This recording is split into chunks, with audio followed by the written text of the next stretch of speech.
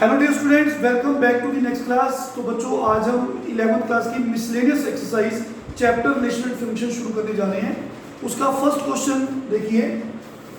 Statement है fx equal to x square when x is greater than 0 but less than 3 including 0 and 3। x की value 0 से बड़ी 3 से छोटी, जहां x 0 भी हो x 3 भी हो, तो उसके लिए fx हमें गिवन है x स्क्वायर। अगर x की वैल्यू 3 से बड़ी 10 से छोटी होगी इंक्लूडिंग 3 एंड 10, fx हमें दिया हुआ 3x। हमें एक रिलेशन गिवन है fx, फिर हमें अनदर रिलेशन गिवन है gx। अगर x की वैल्यू 0 2 के बीच में है इंक्लूडिंग 0 एंड 2, इक्वल का साइन है, 0 इंक्लूड करना है, इक्वल का साइन है, 2 इंक्लूड करना है, तो gx की वैल्यू x स्क्वायर। बट अगर x की वैल्यू 2 और 10 के बीच में है इंक्लूडिंग 2 एंड 10, gx हमें गिवन है 3x। तो प्रूव दैट f फंक्शन है, g फंक्शन नहीं है। हम जानते हैं कि कोई भी रिलेशन तभी फंक्शन होता है अगर उसके हर ऑर्डर पेयर में फर्स्ट एलिमेंट डिफरेंट हो। What's what? कोई भी रिलेशन तभी फिर फंक्शन कहलाता है अगर उसके हर ऑर्डर पेयर में फर्स्ट एलिमेंट डिफरेंट हो, जैसा कि हम ऑलरेडी डिस्कस कर चुके हैं। तो बच्चों देखिए, हमने प्रूव करना है कि ये रिलेशन जो है वो फंक्शन है, पर ये जो रिलेशन है वो फंक्शन नहीं है। उसके लिए हम पेयर्स इकट्ठे करेंगे, उससे हमें आइडिया होगा। अगर x की वैल्यू 0 3 के बीच में है, देखिए अगर मैं पेयर्स बनाऊं, अगर मैं x की वैल्यू 0 देता हूं, अगर x की वैल्यू 0 देता हूं तो fx हमें गिवन है। हम जानते हैं ऑर्डर पेयर्स x y होते हैं जिसमें फर्स्ट एलिमेंट डोमेन होती है और सेकंड एलिमेंट को रेंज बोलते हैं। और हम ये भी जानते हैं y को हम fx या gx कुछ भी कह सकते हैं, फंक्शन को y से डिनोट कर सकते हैं। तो हर ऑर्डर पेयर में फर्स्ट एलिमेंट जो x है that is domain and second element is range. तो अगर x को 0 पुट किया तो बच्चों y that is fx, x equal to 0 के लिए fx हमें गिवन है x स्क्वायर। fx को y बोलते हैं। अगर x 0 है तो y is 0 square that comes to be 0। I hope clear है सबको। अगर मैं x की वैल्यू सपोज कर लो 1 लेता हूं, हाँ जी बच्चे, अगर x की वैल्यू मैं 1 लेता हूं तो वो 1 जो है इनके बीच में है। अगर x इनके बीच में है तो उसका फंक्शन fx या y x स्क्वायर है। अगर मैं x को 1 लेता हूं तो यहाँ पे आंसर आएगा 1 स्क्वायर। अगर मैं x 2 लेता हूं तो आपके पास fx बनेगा 2 स्क्वायर दैट इज 4। अगर मैं 3 लेता हूं, 3 भी इंक्लूड है, तो answer is 3 square that is 9। और यहाँ भी x को 3 लोगे, x इक्वल टू 3 यहाँ भी है और यहाँ भी है। अगर x को 3 लेता हूं तो fx x स्क्वायर बनेगा दैट इज 3 स्क्वायर। अगर यहाँ पे x को 3 लेता हूँ तो 3 इंटू 3, अगर x को 3 लेता हूँ तो fx जानी कि y 3x भी गिवन है। तो अगर x को 3 लेता हूँ तो बच्चों fx आपके पास 3 मल्टीप्लाई 3 दैट इज 9 बन रहा है। तो 3 अगर लेते हो x को, यहाँ भी 9 बन रहा है, यहाँ भी 9 बन रहा है, तो दो बार पेयर को लिखने की जरूरत नहीं है। तो 3 9 3 9। फिर x की वैल्यू 3 ले चुका हूं मैं, 3 भी, तो 3x 9 बना। अगर x की वैल्यू 4 यहां पे ली जाती है तो 3 into 4 it comes to be 12। अगर मैं 5 लेता हूं बच्चों, सपोज कर दो, तो वो 5 इस रेंज में आ रहा है, इन वैल्यूज में आ रहा है। तो अगर x की वैल्यू 5 है, 3 और 10 के बीच में है, तो आंसर जो fx का है y का है दैट इज 3x। तो y का आंसर आ गया 3 मल्टीप्लाई 5 15। अगर मैं 6 लेता हूं तो 18। आई होप समझ आ रहा है सबको। 7 पे 21, 8 पे 24, 9 पे 27 एंड 10 पे तो बच्चों 30 बन रहा है। ऑफ कोर्स इसके बीच में भी आप पॉइंट्स वाले नंबर्स ले सकते हैं, क्योंकि यहाँ पे कोई नेचुरल नंबर की बात नहीं कर रहा। पॉइंट 2 वाले नंबर भी आ सकते हैं, but still it is sufficient, इतना दिखा दो।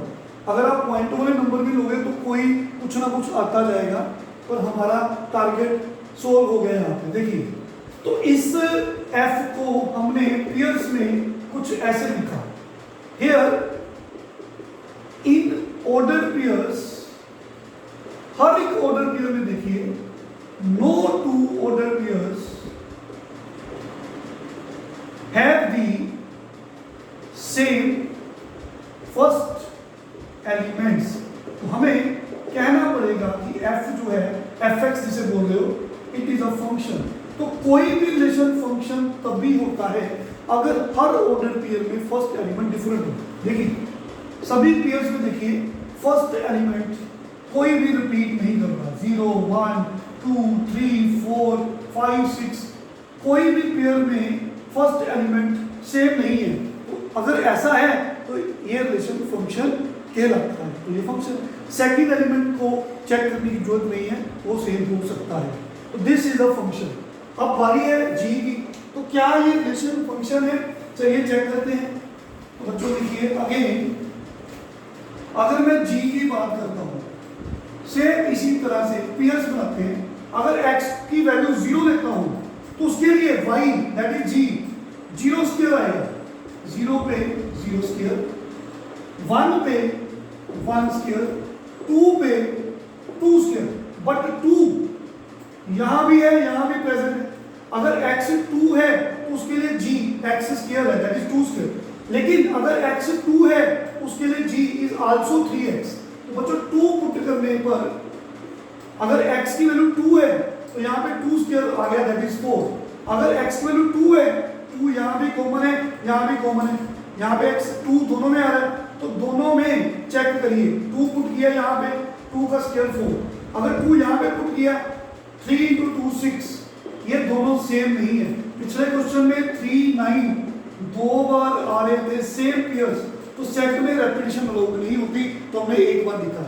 लेकिन ये दोनों डिफरेंट है तो हम लिखेंगे। आई होप क्लियर है सबको। अगर आपने 3 पुट किया, 3 2 3 9, 4 पुट किया इसके बीच में, 4 3 12 एंड सो हम चलते जाएंगे, 10 पुट किया तो 30। तो यहां से क्लियर हो गया कि ये दो ऐसे पेयर्स हैं 2 4 and 2 6, first elements are same. तो किसी भी रिलेशन में अगर फर्स्ट ऑर्डर पेयर में फर्स्ट एलिमेंट सेम आ रहे हैं तो वो रिलेशन कभी भी फंक्शन नहीं होता। तो फंक्शन एक स्पेशल काइंड का रिलेशन है जिसमें किसी ऑर्डर पेयर में फर्स्ट एलिमेंट सेम नहीं आता। तो बच्चों this relation is not a function. Why? Because in both order pairs first elements are same. तो हमें कहना पड़ेगा जी फंक्शन नहीं है। आई होप क्लियर है सबको। It completes the question number 1। तो बच्चों नेक्स्ट सम क्वेश्चन नंबर 2 देखिए, स्टेटमेंट लिखा हूं मैं इसकी। Question number 2, it is very easy question, बड़े आराम से हम आपको सभी क्वेश्चंस करवाएंगे।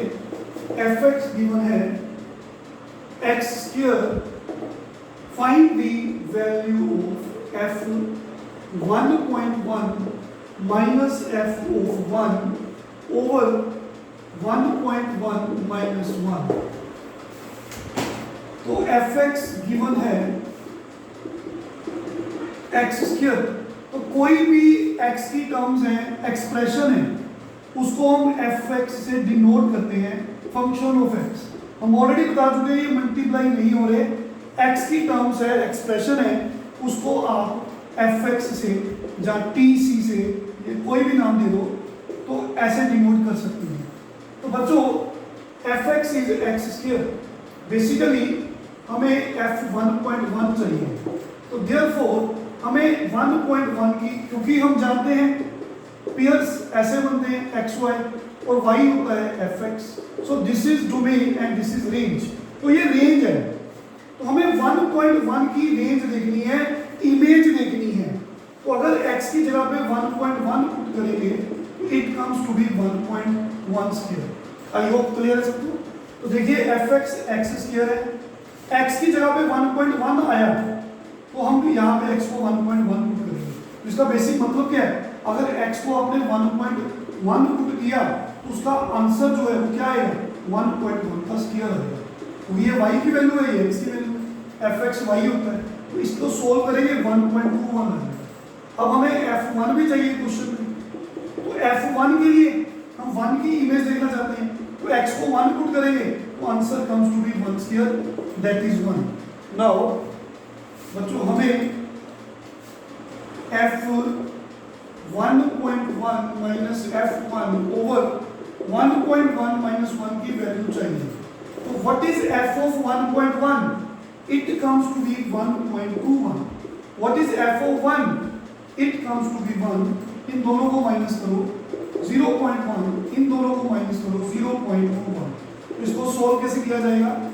21/100, 1/10, 10 ऊपर चला जाएगा, 1 कट जाएगा, 21/10 answer is 2.1। Very easy question, I hope clear सबको। तो this is question number 2। Now we have question number 3। Find the domain of the function. बच्चों बड़े आराम से सारे क्वेश्चन करेंगे। नेक्स्ट लेक्चर में मैं आगे कंटिन्यू करूंगा, ये वाला क्वेश्चन करवा देते हैं जल्दी ही। आपको नेक्स्ट लेक्चर में अगले क्वेश्चंस करवाए जाएंगे। तो देखिए